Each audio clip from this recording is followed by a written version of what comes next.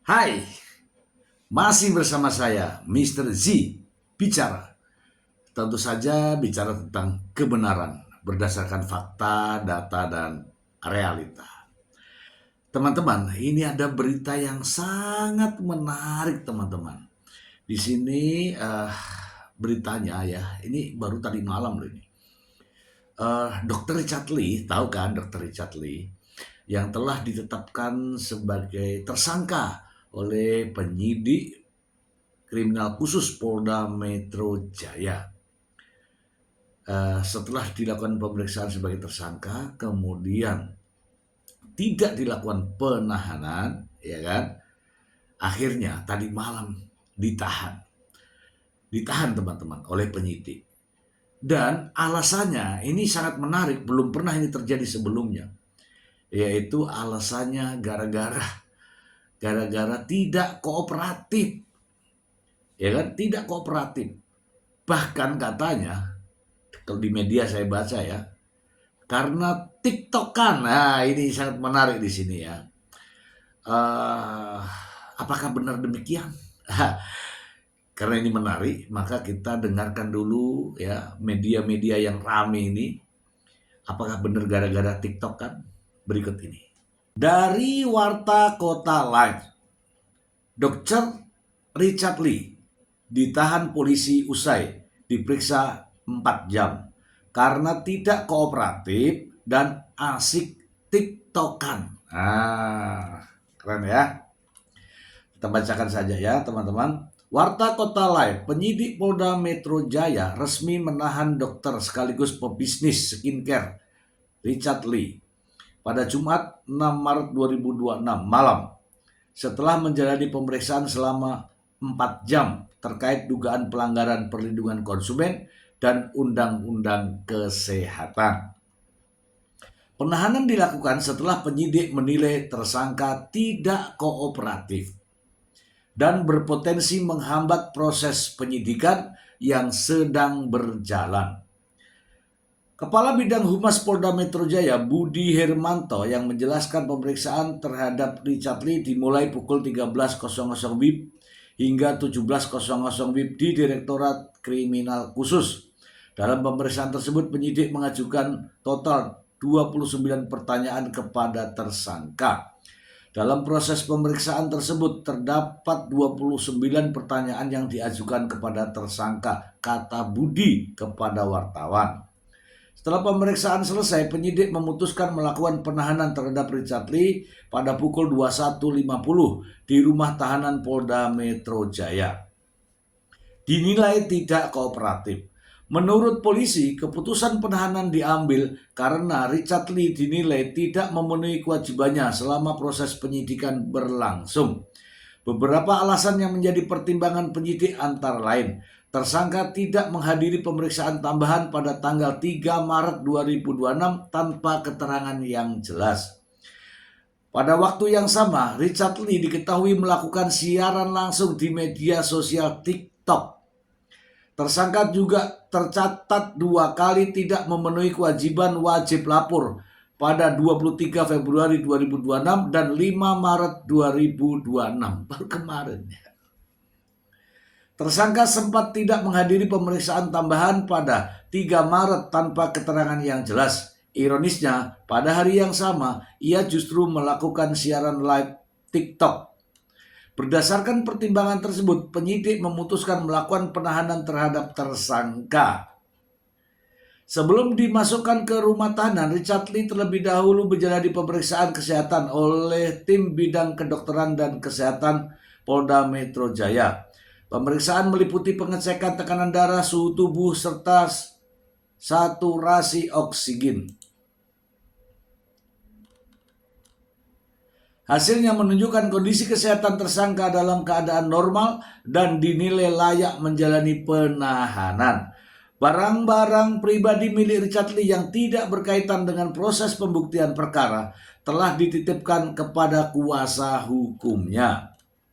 Sejumlah wartawan yang menunggu di Mapolda Metro Jaya sempat melihat Richard Lee keluar dari gedung pemeriksaan dengan pengawalan petugas. Ia mengenakan kemeja putih dan celana hitam saat digiring menuju rumah tahanan. Tangan Richard Lee tampak diduga diborgol meski tertutup pakaian. Richard Lee tidak memberikan pernyataan apapun kepada media yang menunggu di lokasi. Direktur Reserse Kriminal Khusus Polda Metro Jaya, Edi Suranta Sitepu, membenarkan penahanan tersebut. Ia ditahan, kata Edi singkat saat dikonfirmasi. Kasus berawal dari dugaan pelanggaran perlindungan konsumen. Kasus ini bermula dari dugaan pelanggaran perlindungan konsumen terkait produk dan layanan kecantikan yang dipasarkan Richard Lee.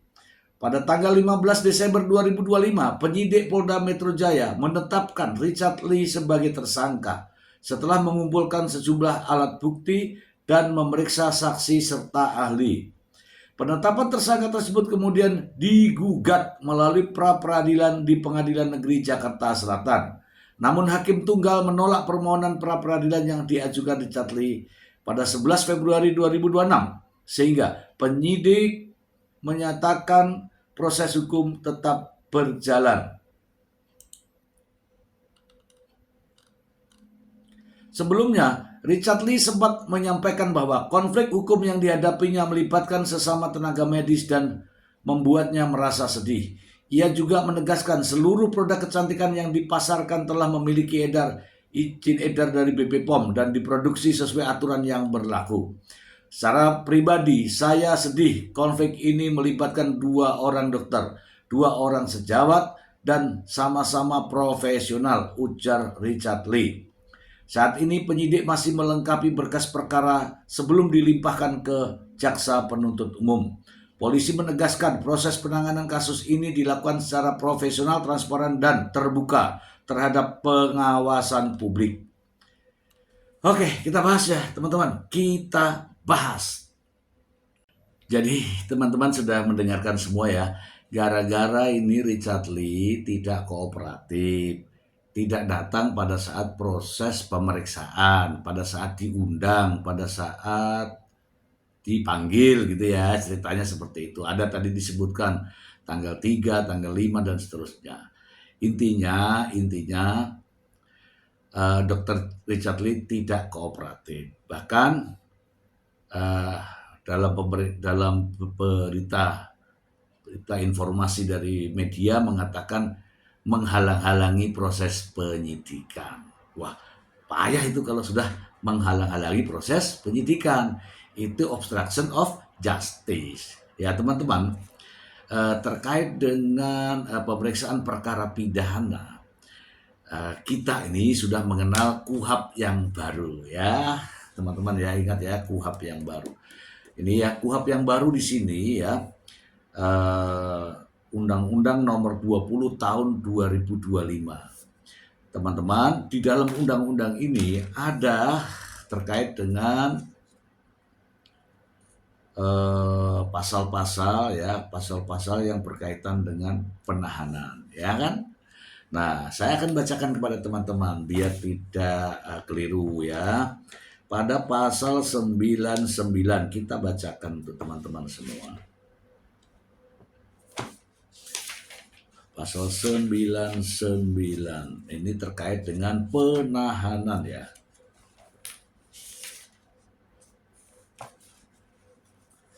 Terkait dengan penahanan. Bentar ya.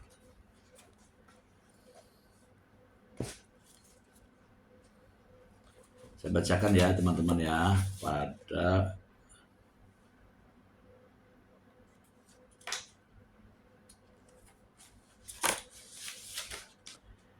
pasal 99 ya.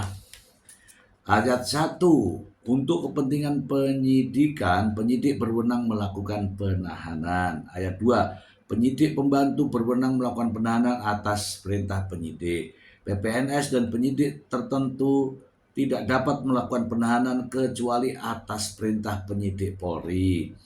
4. Penahanan sebagaimana dimaksud ayat 3 dikecualikan bagi penyidik di Kejaksaan Republik Indonesia, Komisi Pemberantasan Tindak Pidana Korupsi, dan TNI Angkatan Laut sesuai dengan ketentuan undang-undangnya. Untuk kepentingan penuntutan, penuntut umum penuntut umum berwenang melakukan penahanan dan atau penahanan lanjutan. 6. Untuk kepentingan pemeriksaan di sidang pengadilan, hakim dengan penetapannya berwenang melakukan penahanan. Pasal 100. Penahanan dapat dilakukan sebagaimana pasal 99 tadi kalau ancaman hukumannya 5 tahun atau lebih. Atau dengan pasal-pasal yang antara lain ini sudah disebutkan di sini. Ayat 3, ini ada surat perintah penetapan penahanan. Ayat 4, waktu penahanan. Nah, kemudian ini ayat 5, saya bacakan ya untuk teman-teman ya. Penahanan sebagaimana dimaksud pada pasal 99 dilakukan terhadap tersangka atau terdakwa yang diduga melakukan tindak pidana berdasarkan 2 alat bukti yang sah jika tersangka atau terdakwa A. Mengabaikan panggilan penyidik sebanyak 2 kali berturut-turut tanpa alasan yang sah. Tuh tadi ada kan tanpa alasan yang sah. B. Memberikan informasi tidak sesuai fakta pada saat pemeriksaan. Ya. Kemudian yang C, menghambat proses penyidikan atau pemeriksaan. D. Berupaya melarikan diri. E. Berupaya merusak dan menghilangkan barang bukti. F. Melakukan ulang tindak pidana. G. Terancam keselamatannya atas persetujuan atau permintaan tersangka atau terdakwa. H. Mempengaruhi saksi untuk tidak mengatakan kejadian sebenarnya. Nah, kita relate ya ke berita yang tadi bahwa Richard Lee katanya dipanggil untuk dilakukan pemeriksaan, tapi Richard Lee tidak datang. Masuk di situ. Kalau dipanggil berturut-turut 2 kali berturut-turut tidak datang tanpa alasan yang sah, itu memenuhi syarat. Tapi bukan itu saja ya, harus ada yang lain. Kemudian tidak kooperatif, berpotensi menghambat pemeriksaan. Nah sekarang, apakah Richard Lee tidak kooperatif, menghambat pemeriksaan, dan persyaratan yang lain? Dikhawatirkan melarikan diri, mengulangi perbuatannya, menghilangkan barang bukti, atau mempengaruhi saksi dan lain sebagainya. Itu juga harus dipertimbangkan. Nah, ini semua teman-teman, penyidik sudah mengambil keputusan bahwa Dr. Richard Lee di sini dilakukan penahanan dikarenakan ya minimal tadi dipanggil 2 kali tidak datang. Pada tanggal yang sama yang bersangkutan justru live TikTok. Nah, gitu ya. Yang berikutnya, ketidakhadiran Dr. Richard Lee, polisi memandang bahwa itu sebagai tidak kooperatif. Jadi clear ya di sini ya, teman-teman ya, sudah clear. Tetapi saya memiliki pandangan juga yang lain, teman-teman, ya. Nampaknya kalau hanya ini saja, hanya gara-gara tidak datang, hanya gara-gara tidak kooperatif. Semestinya ini, karena ada kan pengacaranya nih, ada kuasa hukumnya ini. Antara penyidik bisa berkoordinasi dengan penasihat hukum. Apakah memang benar ada panggilan? Apakah benar ada panggilan yang sampai ke pengacara Richard Lee tapi tidak sampai kepada Richard Lee? Bisa saja terjadi, ya enggak? Ataukah ada panggilan sampai kepada pengacaranya, disampaikan kepada Richard Lee lupa? Bisa saja terjadi, dan itu sebenarnya tanggung jawab daripada pengacaranya. Itu teman-teman. Kemudian kalaulah tidak hadir, seharusnya pihak pengacara menyampaikan kepada penyidik agar penyidik tidak menunggu. Kalau terus menunggu juga kecewa, penyidik juga manusia. Jadi banyak ya alasan-alasan, tetapi saya tidak tahu persisnya seperti apa. Apakah gara-gara itu ataukah memang Richard Lee sengaja menghalang-halangi proses penyidikan atau karena tidak tahu. Itu saja teman-teman, masih ada beberapa faktor kemungkinan. Tapi kalau hanya gara-gara TikTokan, masa sih penyidik sensitif begini? Ya minimal adalah toleransi, karena memang puasa ini banyak pembelinya gitu loh. Tapi saya tidak tahu ya teman-teman ya, ini masalahnya apa. Ya ada beberapa hal, di antaranya ada saya tidak tahu ya, saya tidak tahu. Itu saja yang bisa saya sampaikan, semoga informasi ini bermanfaat. Terima kasih, bye. I don't ever slow up, no I don't take shit. I got no love for the fakeness. If you wanna play tough and wanna hate this, I'll always show up. I don't ever slow up, no I don't take shit. I got no love for the fakeness. If you wanna play tough and wanna hate this, I'll always show up and make a statement. I don't ever slow up, no I don't take shit. I got no love for the fakeness. If you wanna play tough and wanna hate this, I'll always show up and make a statement. Everything I do so instinctive and so passionate. Every word I move so descriptive like an adjective. I got a vendetta against people who patented being negative when you should be getting after it. I got facts over tracks, this and that. Spitting slow, speaking fast. I could roast, I could gas. Think I'm okay at last, but I don't know if that can erase all the past. And the pettiness, a reflection of the emptiness. Hilarious